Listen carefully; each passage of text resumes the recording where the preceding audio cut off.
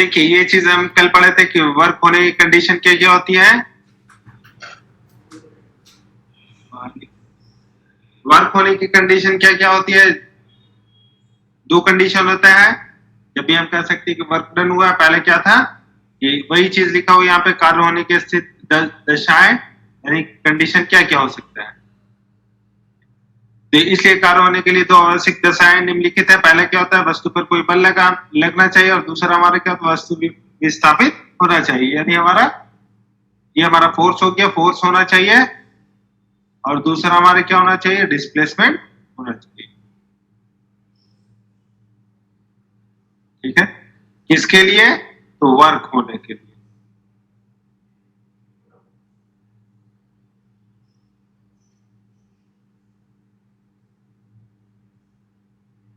अगर हम किसी भी चीज को हाथ में उठाकर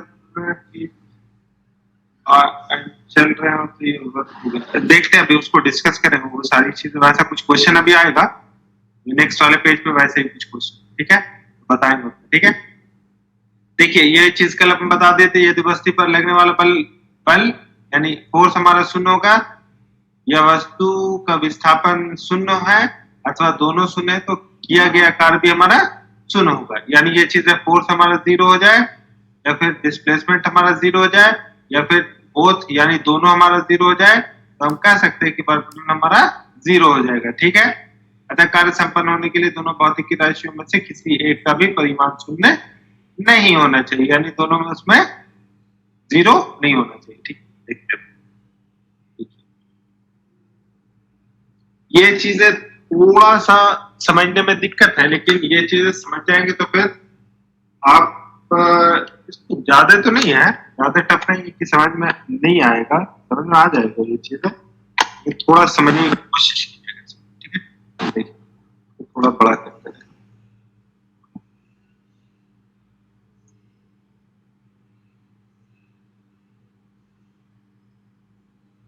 देखिए कार्य का समीकरण, कार्य कैसे निकालते हैं उसी चीज के बारे में लिखा हुआ है। क्या लिखा हुआ है? गणितीय भाषा में कार्य को निम्न समीकरण द्वारा लिखा जा सकता है। ये अब ये बोलेंगे कि आप क्या होता है, तो देखिए बहुत से चीजों को सुनिएगा। हमने अभी तक पढ़ा है W is equal to F cross H, force into displacement, यही पढ़े। लेकिन एक्चुअली में जब आप पढ़ेंगे, इसको डीप में पढ़ेंगे, तो वर्क डन होता है W is equal to F,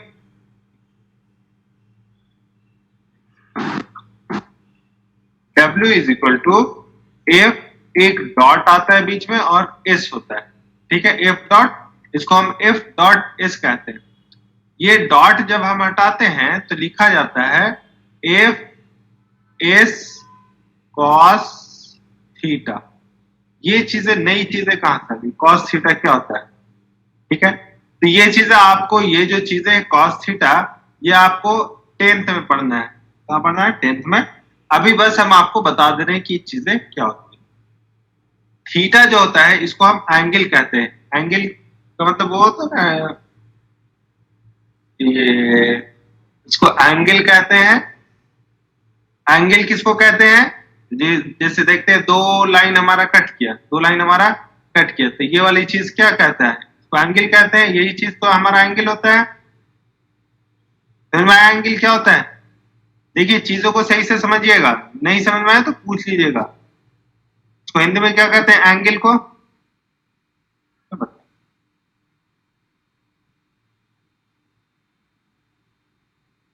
या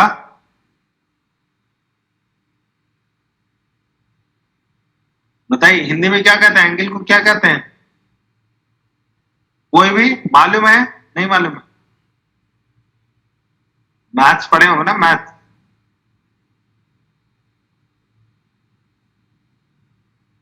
वो किसी को नहीं मालूम?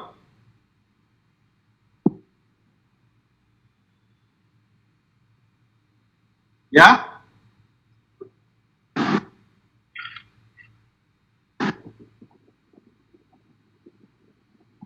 जल्दी बताइए। कौन का नाम सुने? कौन?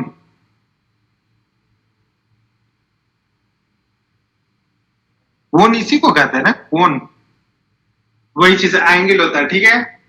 ये जो थीटा होता है, थीटा जो हमारा होता है, थीटा को क्या कहते हैं, इसको हम एंगल कहते हैं, यानी कोण कहते हैं, ठीक है। अब किसके किसके बीच का कोण कहते हैं, इसको देखिए पहले आप। तो हमारा क्या होगा, जब भी फोर्स और डिस्प्लेसमेंट, देखिए दो कंडीशन हो सकता है, ठीक है। फोर्स आप देखिए क्या क्या हो सकता है, उसको हम समझते हैं। पहला, फोर्स आप इधर लगाएं, आप इधर फोर्स लगाए हैं, आपका डिस्प्लेसमेंट भी, कोई भी ऑब्जेक्ट है वो भी इधर गया, एस हमारा इधर, तो दोनों हमारा सेम है। इसका मतलब ये हो गया, यहाँ पे एंगल हमारा कितना हो गया, एंगल हमारा 0 डिग्री हो, ठीक है। 0 डिग्री हो गया, यानी थीटा हमारा 0 डिग्री, ठीक है। अब बोलेंगे ये चीज तो हर कंडीशन में होता नहीं, ऐसा नहीं होता सब जगह, दूसरा भी कुछ होता है, ठीक है। ये फोर्स हमारा मान लेते हैं कि ऐसे लगा, फोर्स हमारा इधर लगा है ऊपर, और डिस्प्लेसमेंट हमारा इधर हो रहा, समझ रहे हैं। फोर्स हमारा ऊपर लगा है, डिस्प्लेसमेंट हमारा आगे की तरफ हो रहा है, ठीक है। तो इसमें आप एंगल देखिएगा, तो एंगल इसमें कितना हो गया, 90 डिग्री,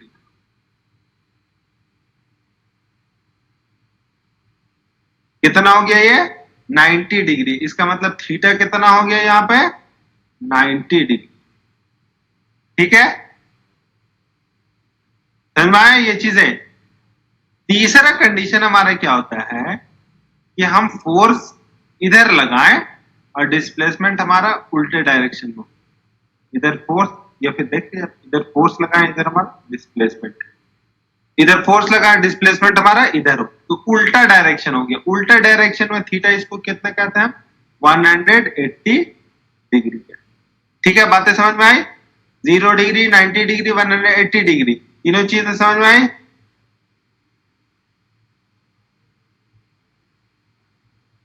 क्या बताइए एक बार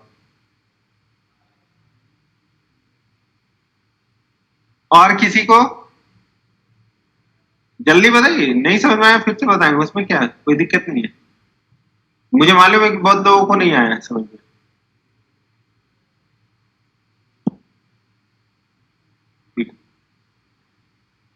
देखिए नहीं समझ में आया, कोई दिक्कत। देखिए हमने बोला पहला कंडीशन हम लेते हैं, एक हमारा फोर्स इधर लगा है, ठीक है। कोई एक बक्सा है, बक्से को आप आगे ढकेलेंगे तो हो सकता है कि आपका डिस्प्लेसमेंट उधर ही, ठीक है। ये हमारा एफ हो, ये हमारा एस हो गया, ठीक है। एक बक्से को लिए आप, एक बॉक्स है, इसमें आप फोर्स लगाएं, इधर से फोर्स लगाए हैं, बक्सा यहां से यहां पहुंच गया, ठीक है। यानी ये हमारा डिस्प्लेसमेंट हो गया, फोर्स हमारा इधर गया, एस हमारा डिस्प्लेसमेंट क्या हुआ, आगे गया। तो इन दोनों के बीच का देखिए, फोर्स हमारा इधर है और डिस्प्लेसमेंट भी हमारा इधर है, तो दोनों के बीच का एंगल, जब दोनों एक तरफ जा रहा है, एक तरफ जा रहा है, तो दोनों लाइन कहीं कट नहीं करेगा, तो दोनों के बीच का जो एंगल होता है ये हमारा कितना होता है, एंगल कितना हो गया यहाँ पे, 0 डिग्री, यानी theta is equal to 0 degree, ठीक है। थीटा लिखा हो, क्यों नहीं लिखा हुआ, ठीक है। ये थीटा ऐसे लिखते हैं, theta is equal to 0 degree, ठीक है। दूसरी कंडीशन हम देखते हैं। दूसरी कंडीशन ऐसा हो सकता है कि फोर्स हम ऊपर लगाएं, फोर्स कहां लगाएं, हम ऊपर लगाएं, डिस्प्लेसमेंट हमारा इधर, ठीक है। इधर हम फोर्स लगा दिए,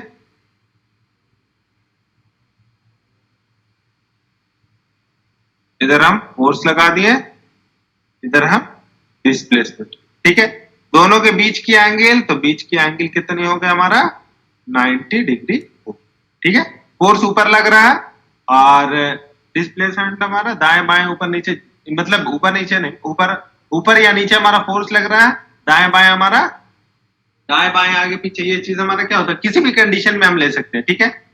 जैसे आप पेन रखें, पेन की डायरेक्शन में आप फोर्स रखें और नीचे की डायरेक्शन में हमारा क्या हो जाएगा, दोनों के बीच के एंगल कितना हो जाएगा, कोण कितना हो जाएगा, 90 डिग्री होगा। तो हम कह सकते हैं 90 डिग्री मालूम कैसे होगा, किसी को मालूम चला कि कैसे होगा 90 डिग्री, जल्दी बताइए कैसे होगा 90 डिग्री, पता चला वो?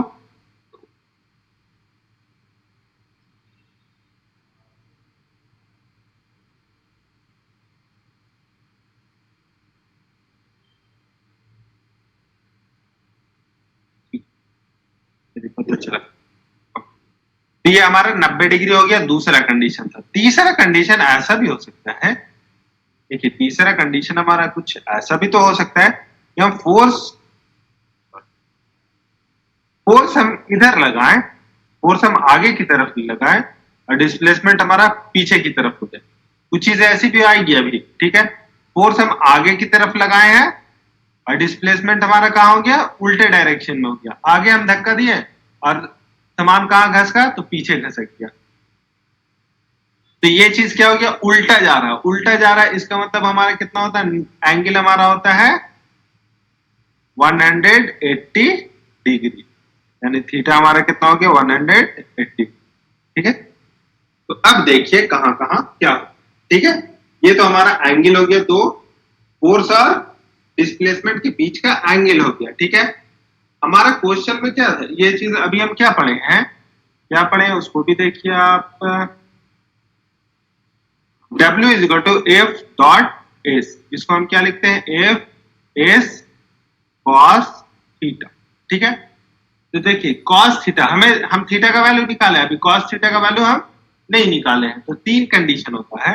पहला कंडीशन हमारा क्या हो गया, पहला कंडीशन में हमारा ये हुआ कि कॉस 0 डिग्री, कॉस 0 डिग्री की वैल्यू हमारी 1 होती है। कितना होता है? दूसरा कंडीशन हमारा ये होता है कॉस 90 डिग्री, कॉस 90 डिग्री का वैल्यू हमारा 0। ठीक है, और हमारा क्या होता है, तीसरा क्या होता है, कॉस 180 डिग्री, इसका वैल्यू हमारा होता है -1। दिक्कत यहां तक समझने में?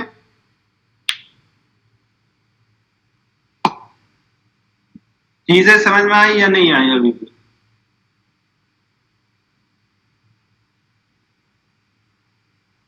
किसी को कोई प्रॉब्लम है इसमें?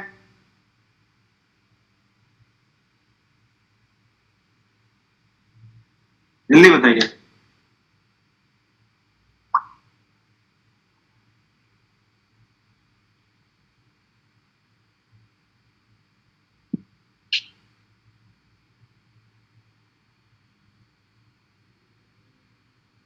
ये और बताइए जल्दी, ये आ गया।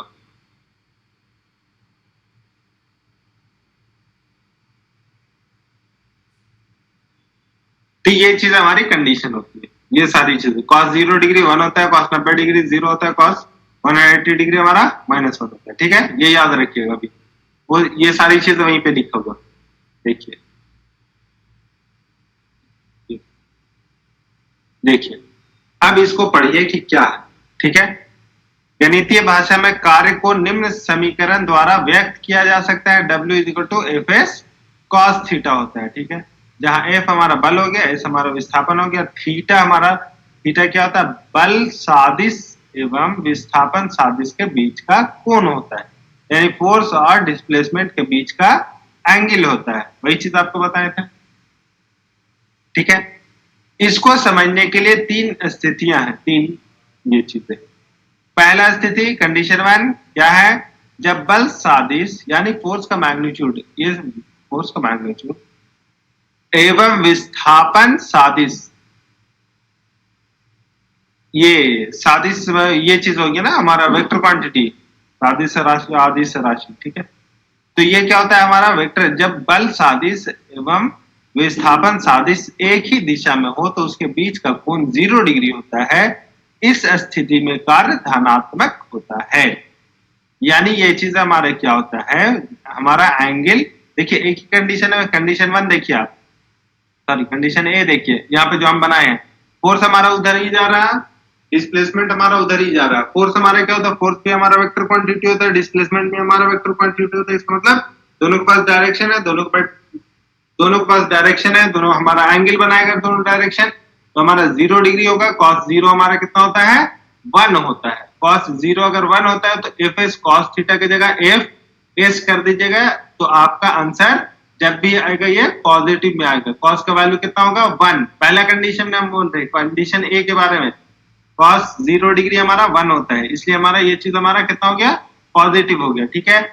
दूसरा यानी पॉजिटिव होगा, धनात्मक होगा। दूसरा कंडीशन आप देखिए, जब बल सादिश एवं विस्थापन सादिश एक दूसरे के विपरीत हो, विपरीत का मतलब उल्टा हो, तो कंडीशन सी की बात कर रहा है। इसका मतलब ये कंडीशन सी में क्या हुआ है, फोर्स आगे जा रहा है और डिस्प्लेसमेंट हमारा पीछे हो रहा है, तो उसके बीच का कोण कितना होगा 180 डिग्री होता है। इस स्थिति में कार्य ऋणात्मक होता है।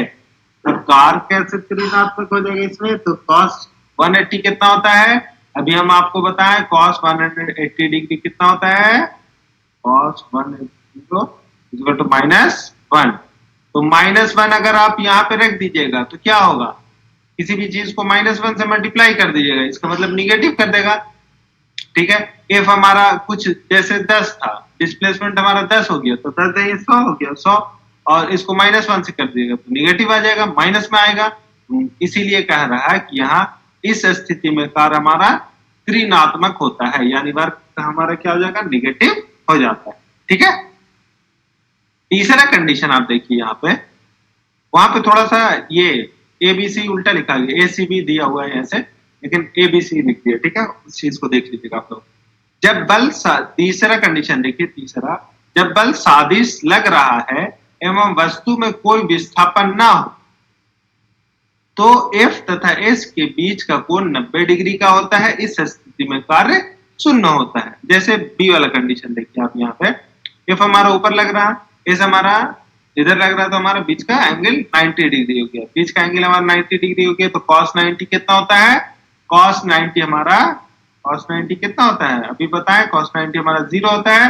तो किसी भी चीज को आप 0 से मल्टीप्लाई कर दीजिए तो वो चीज हमारे क्या हो जाएगा 0 हो जाएगा, ठीक है। तो समझ में आया चीजें क्या क्या हुई, या अभी भी नहीं आया समझ, किसे नहीं आया समझ में वो जल्दी बताइए, नहीं आया फिर से बताएं, उसमें कोई दिक्कत नहीं।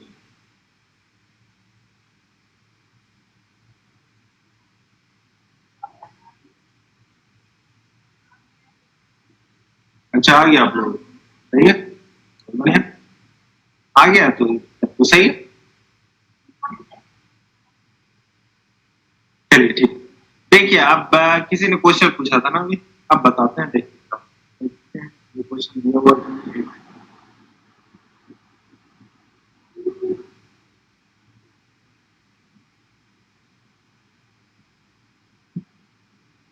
देखिए ये चीजें पहले पढ़िए कि कार्य हमारा पॉजिटिव और निगेटिव कब कब होता है।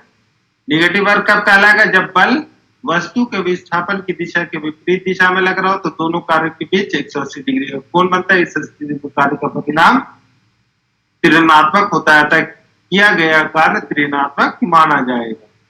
तो ये चीजें क्या हो गया, ये माइनस कहां से आ गया, तो देखिए फोर्स हमारा किधर जा रहा था, फोर्स हमारा इधर जा रहा था। हम बता रहे थे जब हम आपको वेक्टर क्वांटिटी पढ़ाए थे, तो आगे जाएगा, जैसे डिस्प्लेसमेंट पढ़ाए थे, वेलोसिटी पढ़ाए थे, आगे जाएगा पॉजिटिव होगा, पीछे जाएगा तो निगेटिव होगा। तो ये हमारा पॉजिटिव हो गया, और अगर उल्टा ये चला गया एस हमारा, तो एस हमारा निगेटिव हो गया, ठीक है। तो ऐसा हो सकता है, या फिर ऐसा भी तो हो सकता है कि फोर्स हम, ये कंडीशन एक कंडीशन होगा, दूसरा कंडीशन ऐसा भी हो सकता है कि फोर्स हमारा इधर गया तो फोर्स हमारा निगेटिव हो जाए और एस हमारा पॉजिटिव हो जाए। तो दोनों कंडीशन में हमारा क्या होता है कि हमारा दोनों के बीच में 180 डिग्री बन रहा है, 180 डिग्री बन रहा है दोनों के बीच में। यहाँ पे भी हमारा 180 है, यहाँ पे भी हमारा 180 है। तो दोनों कंडीशन में क्या हो जाएगा, एफ निकालेंगे तो पहले वाले कंडीशन में क्या हो जाएगा, एफ इंटू पहला वाला देखिए इस वाले में, तो एफ इंटू माइनस एस यानी माइनस एफ एस आ जाएगा, एफ क्रॉस एस हो जाएगा। या फिर ये कंडीशन हम बता रहे हैं, वैसे हम कॉस थीटा करके बता दिए आप लोगों को, लेकिन फिर भी हम बता रहे हैं, ये सिंपल वे है इसलिए, ठीक है। या फिर हमारा माइनस एफ इंटू एस, तो ये भी हमारा माइनस एफ क्रॉस एस आ जाएगा, दो कंडीशन, ठीक है। पॉजिटिव कब होगा? जब बल वस्तु के विस्थापन की दिशा में लगता हो, यानी दोनों चीज हमारा एक डायरेक्शन में, फोर्स भी एस भी, तो हमारा क्या हो जाएगा? W equal to F into S हो जाएगा। ये हमारा ये चीज, ठीक है। तो ये चीज है यहाँ तक, ठीक है। किसी को कोई दिक्कत है इस वाले में?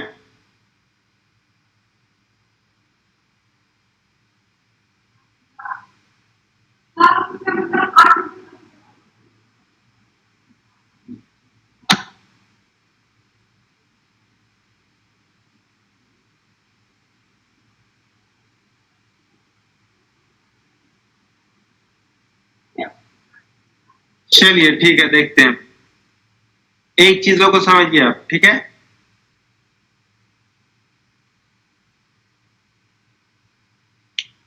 कि देखिए, अब आप रेलवे स्टेशन पे गए, ठीक है। एग्जाम्पल सुनिए, एग्जाम्पल रेलवे स्टेशन पे आप गए हैं। रेलवे स्टेशन पे जाने पे क्या हुआ? आप एक कुली को ठीक किए। कुली क्या करता है? आपका सामान ढोता है। तो कुली को ठीक किए, तो उसने क्या किया? आपका सामान उठाया। सपोज दैट एक आदमी है, मान लेते हैं, वैसे लग तो नहीं रहा ये आदमी, लेकिन हम मान ले रहे हैं, ठीक है। सपोज दैट ये कोई आदमी, आपने सामान दिया उसको, सामान उसने उठा करके सर पे रख लिया, ठीक है। सामान सर पे रख लिया है, सामान सर पे रखा। तो सामान कहाँ रखा? सामान हमारा नीचे, सामान अभी कहाँ रखा हुआ था? नीचे रखा हुआ था। इसने उठा करके अपने सर पे रख लिया, ठीक है। इसको हम मान ले रहे हैं कुली है। ये हमारा बॉक्स है, कोई बक्सा है हमारे पास, ठीक है। इसको उठाकर उसने सर पे रख लिया, ठीक है। तो अब क्या होगा? अब ये आगे चलेगा। अब ये आगे चलेगा तो आप देखिए कि हमारा बॉक्स कहाँ लगा रहा है ये। तो फोर्स इसका कहाँ लग रहा है? नीचे लग रहा है। बक्सा कहाँ ताकत लगा रहा है? बक्सा ताकत लगा रहा है ना। कुली कुली क्या कर रहा है? बक्सा ताकत लगा रहा है। कहाँ लगा रहा है? नीचे की तरफ। नीचे की तरफ ताकत लगा रहा है। बक्सा चाहता है कि हमें नीचे रख दे, इसका मतलब वो नीचे ताकत लगा रहा है। और आदमी कहाँ चल रहा है? आदमी आगे चल रहा है। आदमी आगे चल रहा है। इधर फोर्स लग रहा है, इधर डिस्प्लेसमेंट है। दोनों के बीच की एंगल 90 डिग्री। दोनों के बीच के एंगल कितने हो गए? 90 डिग्री। तो हमें तो यही पढ़ाया गया। आप बोलेंगे कि एफ डॉट एस होता है, जिसको एफ एस कॉस थीटा हम लोग लिखते हैं। और कॉस थीटा हमारा आपने बताया कि 90 डिग्री हो गया। तो कॉस 90 हमें बताया गया कि हमारा 0 डिग्री होता है। तो यहां से हम एफ इंटू एस इंटू 0 कर दिए, तो ये हमारा 0 हो गया। तो कुली, इसका मतलब वर्क डन 0 किया है। इसका मतलब कुली काम ही नहीं किया। कुली काम नहीं किया तो उसको पैसा नहीं देना।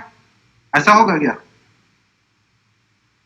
हमारा वर्क डन इस हिसाब से तो 0 आ रहा है। वर्क डन हमारा क्या हो रहा है? साइंस के हिसाब से हम देखें, साइंटिफिक मेथड से हम देखें, तो वर्क डन हमारा 0 आ जा रहा है। फिर हम कुली का पैसा किस चीज का देते हैं?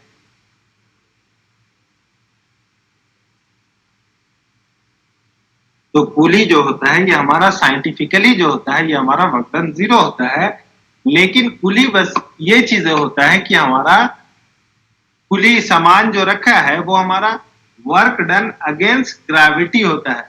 ये उसने काम नहीं किया, बल्कि जो सामान नीचे रखा हुआ था उसने ऊपर रख करके, अपने सर पर रख करके। तो ग्रेविटेशन फोर्स क्या होता है? गुरुत्वाकर्षण बल क्या होता है? उसको अपने नीचे की तरफ खींचता है। लेकिन ये कुली क्या कर रहा है? उसको नीचे की तरफ नहीं आने दे रहा। तो नहीं आने दे रहा, वो उसको रोके हुए है। इसलिए हम कह सकते हैं कि वो चीज हमारा गुरुत्वाकर्षण बल जो लगता है, ग्रेविटेशन फोर्स जो लगता है, उसके अगेंस्ट में वो काम किया है। तो हम उसको उस चीज का पैसा देते हैं, इस चीज का पैसा नहीं देते। ठीक है, तो समझ में आया? कुली जो किया, वर्क डन किया, कुली का वर्क डन हमारा क्या होता है? हमारा 0 होता है। ठीक है, कोई दिक्कत है इसमें? किसी को कोई परेशानी?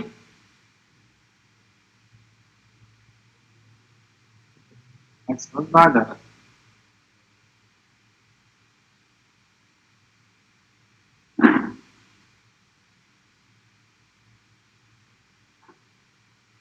तो कहाँ तक पढ़े थे हम लोग? ये पढ़ लेते हैं। देखिए ये चीजें क्या, थोड़ा सा बड़ा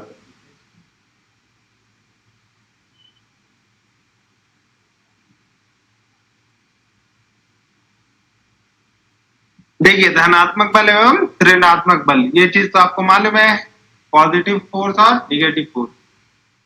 क्या क्या है भाई, जब हम किसी वस्तु को ऊपर उठाते हैं तो हमारे द्वारा वस्तु पर लगाया गया बल धनात्मक माना जाएगा, जबकि उसी दौरान वहां एक और बल करता है जिसे गुरुत्व बल कहा जाता है। अभी हम आपको बताए थे कि कोई भी सामान आप ऊपर उठाए तो हम तो फोर्स लगाए ही है, लेकिन एक और फोर्स कौन सा, ग्रेविटेशनल फोर्स भी उस पर काम कर रहा है, क्योंकि हमारा जमीन से जितनी भी चीजें ऊपर जाती है, ऊपर जाती है तो वो रुक क्यों जाती है, वो हमारा ग्रेविटेशनल फोर्स की वजह से होता है। ठीक है, गुरुत्व बल हमारे द्वारा लगाए गए बल के विपरीत कार्य करता है, इसलिए यह बल ऋणात्मक माना जाएगा। यानी ये बल हमारा क्या होता है, ये हमारा निगेटिव माना जाएगा। ग्रेविटेशनल फोर्स क्या होता है, किसी भी चीज को आप ऊपर फेंकते हैं तो वो चीज ऊपर जाते जाते जाते जाते हमारा रुक क्यों जाता है, इसका मतलब कुछ चीजें होती है जो उसको अपनी तरफ खींच रही। कौन सी चीजें खींच रही, तो उसको ग्रेविटेशनल फोर्स अपनी तरफ खींचती है, अपने तरफ नीचे की तरफ खींचते है। इसलिए कोई भी सामान आप ऊपर फेंके तो कहाँ आता है, वो सारी चीज नीचे आता है। इसका मतलब खींच रहा है, इसका मतलब कोई निगेटिव वर्क उस पर, निगेटिव फोर्स उस पर काम कर रहा है। हम भाई उसको आगे भेजना चाहते, कोई उसको पीछे खींच रहा है, इसका मतलब कोई उसको खींच रहा है। खींच रहा हमारा क्या होगा, तो ग्रेविटेशनल फोर्स जो होता है, गुरुत्व बल जो होता है वो हमारा निगेटिव माना जाएगा। ठीक है, ऋणात्मक माना जाएगा। क्योंकि जब हम किसी वस्तु पर बल लगाते हैं तो हम वस्तु को विस्थापित करने के लिए गुरुत्व बल के परिणाम से अधिक बल लगाना पड़ता है, इसलिए परिणामी बल धनात्मक हो जाता है। जैसे मान लीजिए कि हम एक वस्तु को उठाने के लिए 20 न्यूटन बल लगाया, जबकि वहां गुरुत्व बल का माप 10 न्यूटन है, तो परिणामी बल हमारा 20 माइनस 10 ही माना जाएगा। तो ये चीजें होती है, जैसे कोई एक सामान रखा हुआ है, कोई एक सामान रखा हुआ है, ठीक है, ये बॉक्स रखा हुआ है। एक बच्चे को आप बोले इस बक्से को उठाने के लिए, इस बॉक्स को उठाने के लिए, तो ताकत लगाता है तो बॉक्स नहीं उठता है। ठीक है, क्यों नहीं उठ रहा है, इसका मतलब कुछ ना कुछ इसके नीचे खींच रहा है, इसको अपनी तरफ खींचे हुए। जैसे ये मान लेते हैं कि ये इसको खींच रहा है अपने, जो अर्थ होता है, अर्थ ग्रेविटेशनल फोर्स होता है, इसको 10 न्यूटन से नीचे खींच रहा हो रहा। तो एक बच्चा आया, उसने 8 न्यूटन फोर्स लगा दिया, सारी ताकतें लगाकर 8 न्यूटन ही लगाया, तब भी बॉक्स नहीं हिले। एक बड़ा आदमी आया, उसने बच्चे को हटाया, उसने 20 न्यूटन फोर्स लगाया। तो ये चीजें क्या होगा कि 20 उसने लगाया, 10 तो हमारा उठाने में ही चला गया, इसके अगेंस्ट में काम किया ये 10 के अगेंस्ट में, तो 10 तो हमारा लगाना ही लगाना है। तो टोटल फोर्स अगर देखा जाए तो कितना काम किया वो, तो 20 उसने लगाया, 10 उठाने में चला गया, इसका मतलब 10 न्यूटन हमारा कार्य, ये चीज हुआ। तो वही चीज यहाँ पे लिखा हुआ है।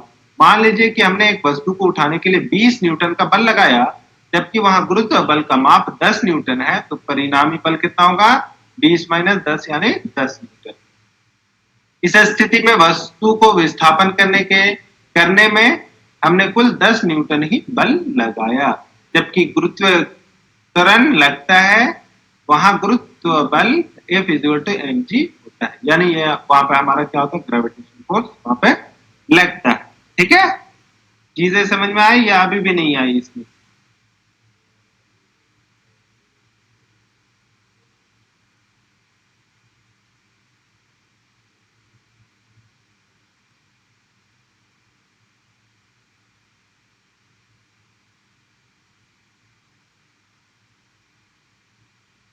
चलिए आ गया तो देखते हैं हम। देखिए एक एग्जांपल हम करते हैं, ठीक है।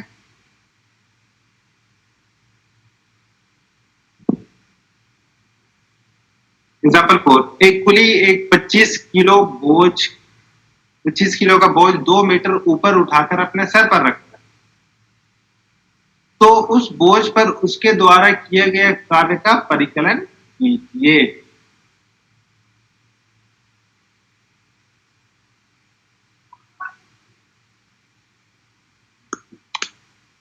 बोझ निकालना है, कैसे निकलेगा, हमारा क्या क्या दिया हुआ है,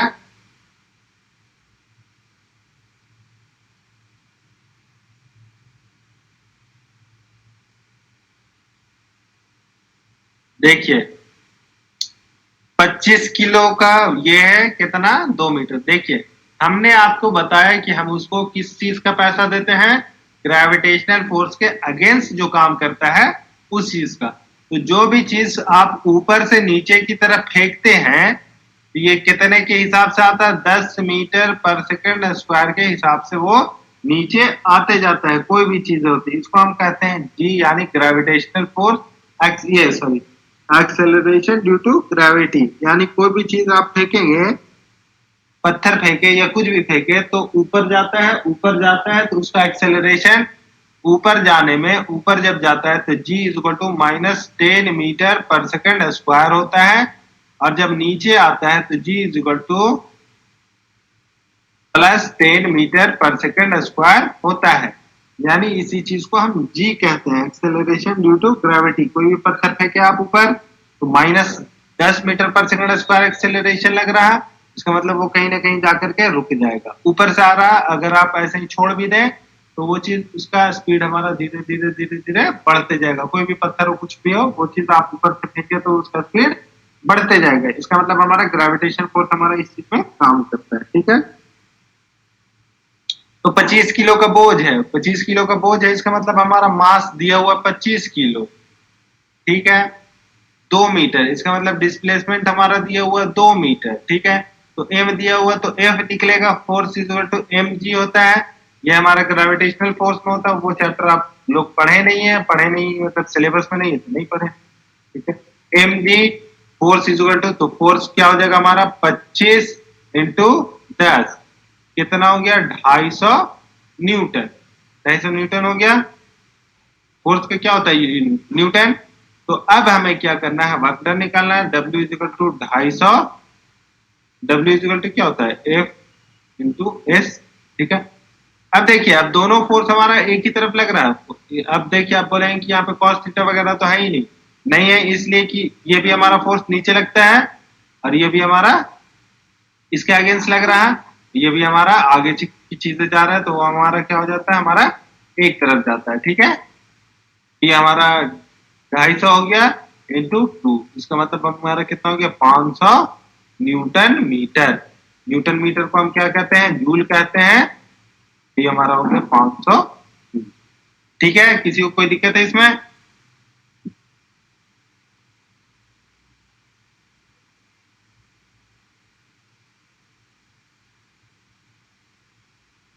कोई दिक्कत है तो बताइए।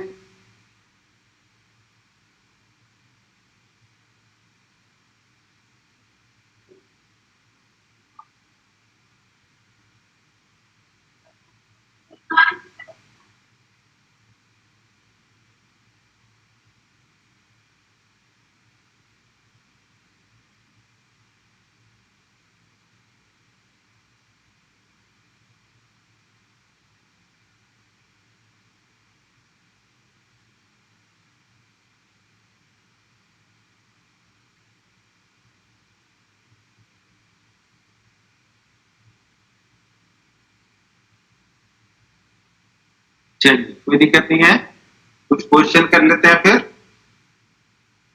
लिखते कुछ क्वेश्चन, क्वेश्चन बता देंगे आपको कुछ।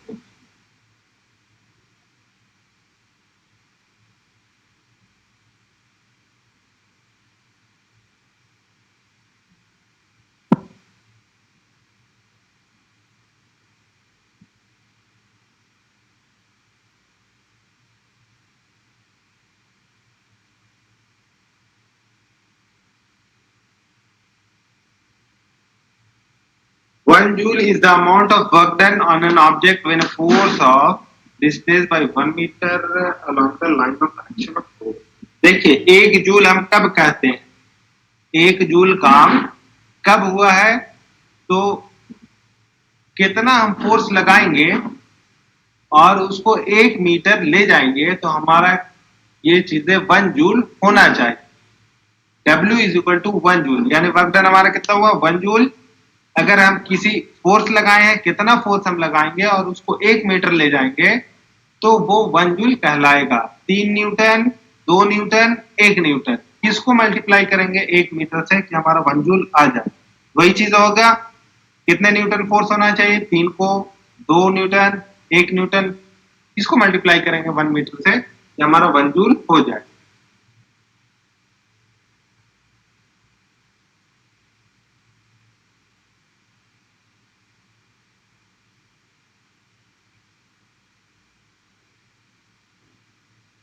इसने लगाया 2 न्यूटन,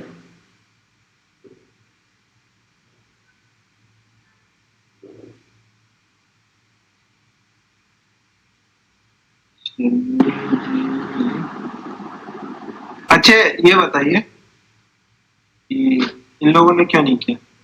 उस्मानाज, फातिमा निजाम, सकुप्तानाज, जायबा कौशन, नरगिस, क्या हो गया ये क्यों नहीं? तो देखिए हमारा 1 into 1 1 होता है ना, ऑर्डर हमारा लिखा हुआ है, ये चीज हमारा लिखा हुआ है। क्या लिखा हुआ है? देखिए W is equal to F into एशिया में मालूम, ये हमारा 1 जूल होता है।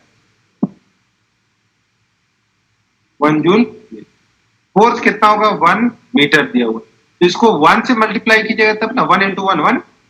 अब आप 2 से मल्टीप्लाई कर देगा 2 into 1, तो ये 2 हो जाएगा ना, तो ये चीज हमारा कितना होना चाहिए? 1 है, इसीलिए वहां पे 1 होगा। तो फिर क्यों और लोग उसको बनाए क्यों नहीं? नहीं समझ में आया था कुछ?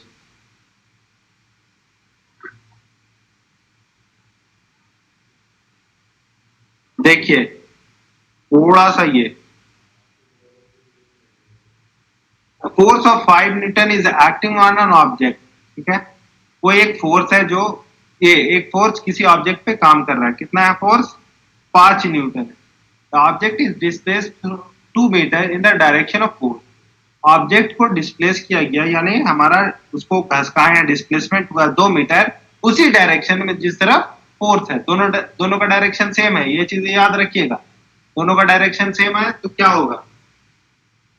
If the force act on the object all through the displacement, हमारा फोर्स जितना डिस्प्लेसमेंट हुआ उतने तक फोर्स लग रहा था, तो हमारा वर्क डन क्या होगा? बताइए क्या होना चाहिए?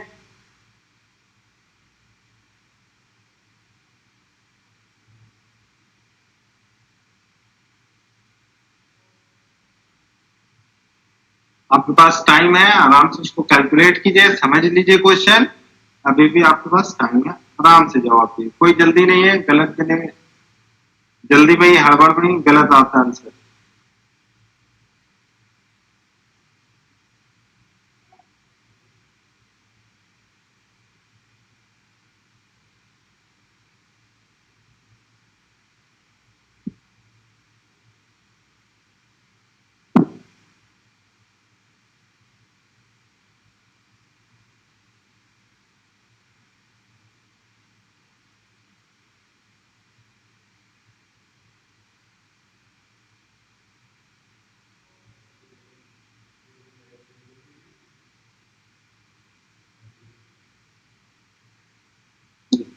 चलिए बहुत सही। ये भी किसने गलत जवाब दिया? अटेम्प्ट ही नहीं, एक इधर और 2 इधर, 3 लोगों ने अटेम्प्ट नहीं किया है, चले गए वो लोग, सब है करके आराम कर रहे क्या, मोबाइल ऑन करके गायब। चलिए इसका बताइए। Work done is negative when the force, work negative कब होगा? जब फोर्स हमारा acts opposite in the direction of displacement, जब हमारा फोर्स जो होता है डिस्प्लेसमेंट के उल्टे डायरेक्शन में काम करेगा।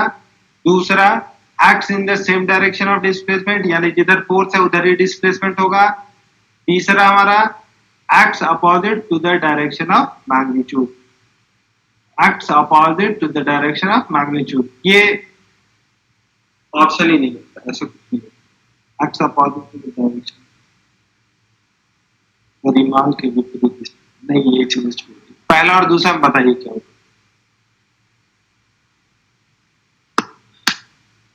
आपको 50-50 मिल गया, आपको 4 ऑप्शन होते, 3 ही ऑप्शन, 2 ही ऑप्शन मिला।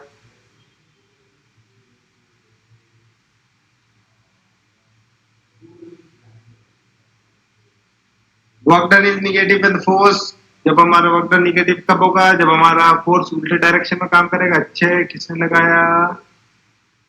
सेम डायरेक्शन कैसे हो सकता है? आपको हम बताएं, कितनी बार बताएं, कितनी बार बताएं? हाँ? उल्टा डायरेक्शन कैसे जाएगा? उल्टा डायरेक्शन ये, sorry, एक ही डायरेक्शन में जाएगा तो हम बताएं ना पॉजिटिव होगा। यहाँ उसने क्या पूछा है? निगेटिव के बारे में, ऋणात्मक। ऋणात्मक क्या होता है?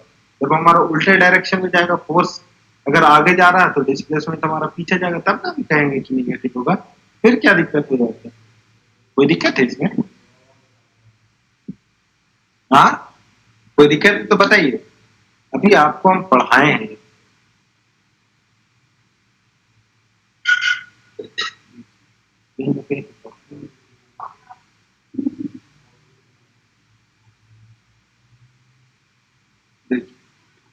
उल्टे डायरेक्शन में जब जाता है, ये वाले कंडीशन, ठीक कंडीशन देखिए।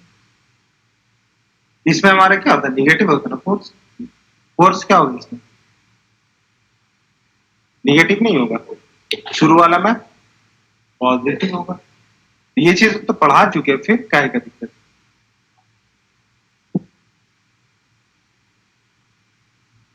पढ़ा हुआ चीज में अभी, मतलब ऐसा नहीं कि बहुत दिन का पढ़ा हुआ, आज ही का पढ़ा हुआ आज ही बोल। आगे क्या होगा?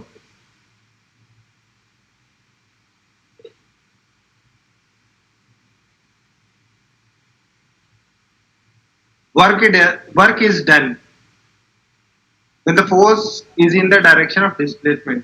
फोर्स और डिस्प्लेसमेंट हमारा दोनों एक ही डायरेक्शन में, तो फोर्स ये वर्क डन कैसा होगा? पॉजिटिव, निगेटिव या फिर न्यूट्रल? सकारात्मक, ऋणात्मक या फिर न्यूट्रल? कोई ना, पॉजिटिव निगेटिव। कौन सा होगा? अगर हमारा दोनों फोर्स और डिस्प्लेसमेंट दोनों एक ही तरफ काम कर रहा है तो क्या होना चाहिए?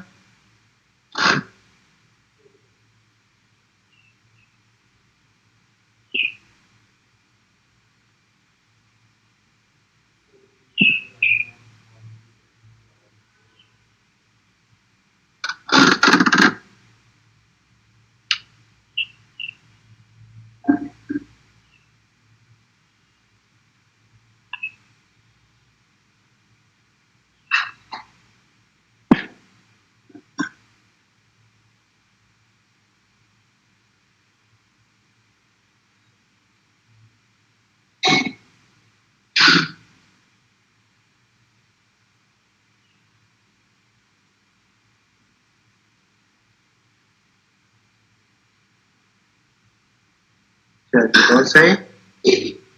अगर जवाब दिए सब लोग, वर्क हमारा क्या हो जाएगा? पॉजिटिव हो जाएगा। ठीक है, दूसरे वाले ग्रुप का वर्क। अफसाना परवीन, क्या हो गया? जवाब क्यों नहीं दिए?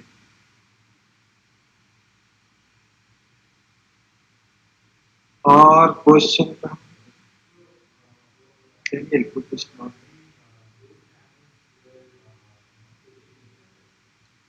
A porter lifts a luggage of 15 kilometers, 15 kilo from the ground and puts it on the head 105 meter above the ground।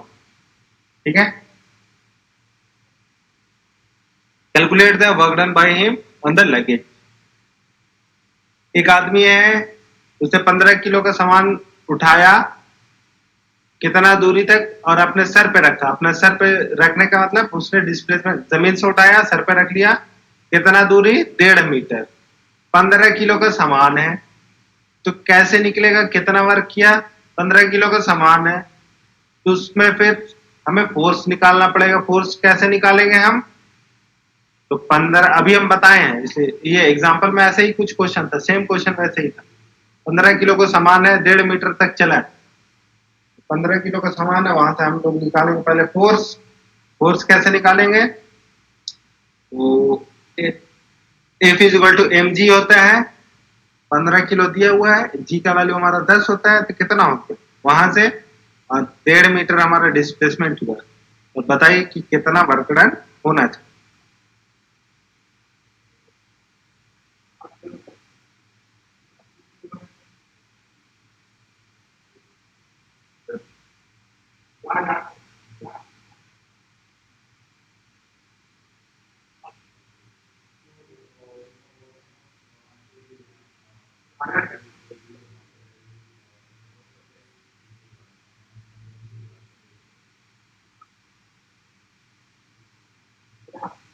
चलिए, तो मतलब चीजें आप लोगों को समझ में आई, पर आंसर दिए, ठीक है, सही। आई थिंक ये वाला क्वेश्चन आसानी से बन गया होगा, इसमें कुछ नहीं करना था, 15 × 10 150, 150 × 5 225, वही करना था, कुछ ज्यादा नहीं, ठीक है।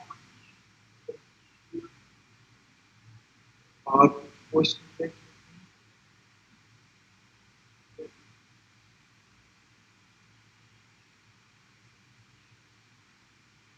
देखिए, ये चीजें कुछ अजीब सा है ना। Certain force acting on a 20 kilo mass changes its velocity from 5 meter per second to 2 meter per second. Calculate the work done by the force. ठीक है, ये चीजें कैसे निकलेगी? अब इसको v दिया हुआ है, u दिया हुआ है, हमारा क्या क्या दिया हुआ है, v दिया हुआ है, u दिया हुआ है, फाइनल वेलोसिटी दिया हुआ है, इनिशियल वेलोसिटी दिया हुआ है। अब हमें चेंज निकालना है, वहां से फोर्स निकालना है। तो आप याद कीजिए फोर्स क्या होता है, सर्टेन फोर्स एक्टिंग ऑन,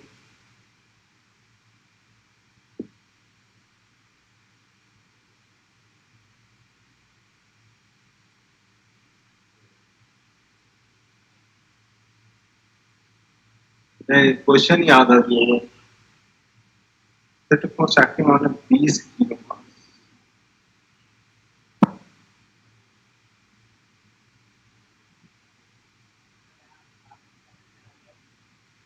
निकालिए, कुछ हो सकता है।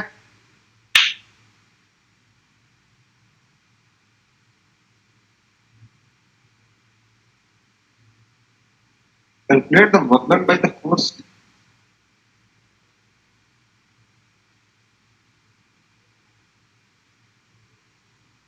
वर्क,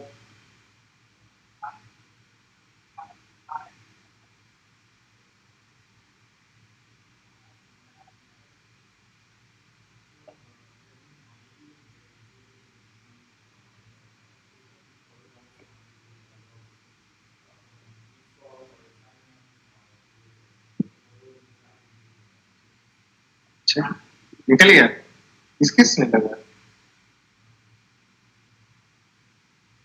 अच्छा कैसे निकला है ये बताइए जरा, वो बस ऐसे ही तुक्का मारे या फिर निकाले हैं इसे?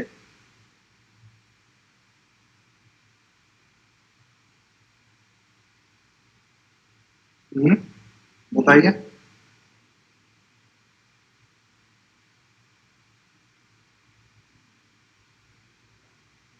कैसे निकाले हैं?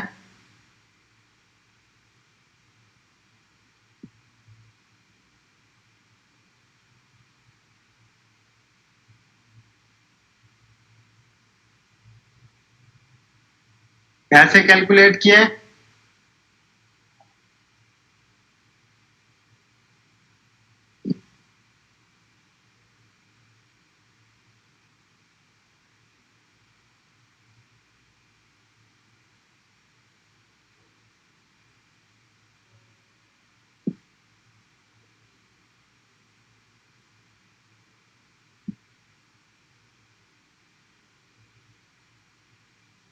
जल्दी बताइए, जो निकाले वो बताइए, कैसे निकालें, जल्दी जल्दी।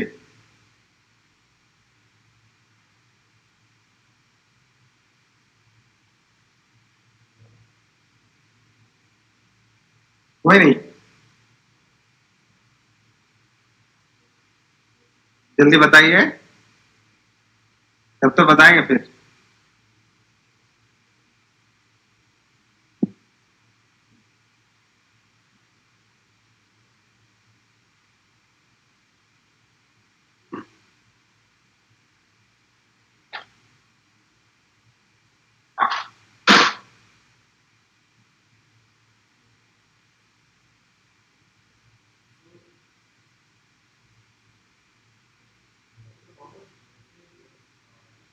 नहीं आ रहा है। देखिए ये चीजें जो है, मालूम है, तुक्का मारे आप लोग, ये क्वेश्चन अभी हम पढ़े ही नहीं। ये एनर्जी का क्वेश्चन है, इसने गलती से वर्तन में लिख दिया है, तो एनर्जी के बाहर लिखना चाहिए। ठीक है, तो इसमें होगा क्या कि हमारा काइनेटिक एनर्जी निकलता है, काइनेटिक एनर्जी हम पढ़ेंगे अभी आके, तो वहां से निकलेगा, समझे? Half M B square minus half M B two square ऐसे निकलता है, समझे? तो वो चीज होती है। ठीक है, तो आज के लिए इतना रहने देते हैं, और बनाना है और कुछ सोल्व करना है तो बताइए, आज के लिए इतना काफी है।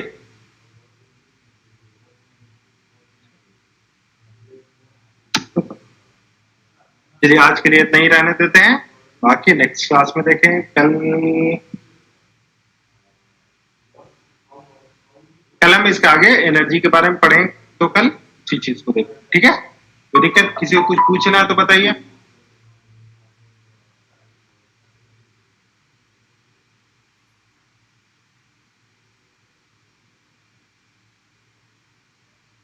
चलिए कुछ नहीं पूछना है तो करिए। ओके, ठीक है।